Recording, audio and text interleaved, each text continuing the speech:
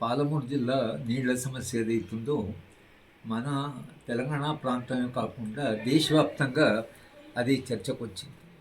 పాలమూరు జిల్లాకు నీళ్లు లేకపోతే భవిష్యత్తు లేదు అనే విషయం మనమే కాదు, తెలంగాణ ఉద్యమంలో పాల్గొన్నటువంటి చాలామంది కేసీఆర్తో సహా మనకు పాలమూరు రంగారెడ్డి జిల్లా ప్రాజెక్టు కడతామని, దాంతో మహబూబ్నగర్ జిల్లా ఉన్న సమస్య, కరువు సమస్య, వలసల సమస్య తీరుతుంది అనేటువంటిది అప్పుడు చాలా పెద్ద చర్చగా వచ్చింది.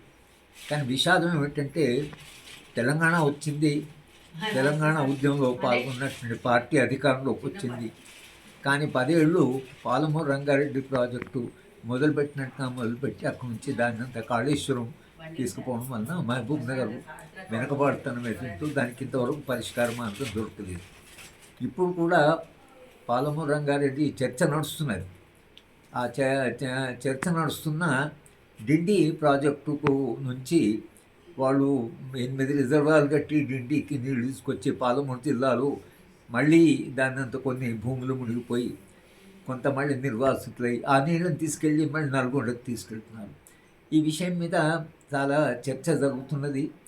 కానీ మనము ఏంటంటే నిజంగా తెలంగాణ వచ్చిన తర్వాత వలసలు, కరువు ఇవి ఆగిపోతాయనేటువంటిది మనము స్పష్టంగా ప్రభుత్వానికి చెప్పాం.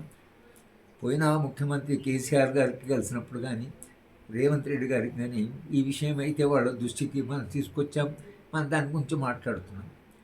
కానీ ఇవాళ మా పాలమూరు అధ్యయన వేదిక సభ్యులు 20 తాండాల దాకా వాళ్ళు ఇక్కడ హైదరాబాద్ షాద్నగర్ దగ్గర అక్కడికి వెళ్ళి వాళ్ళు చూస్తే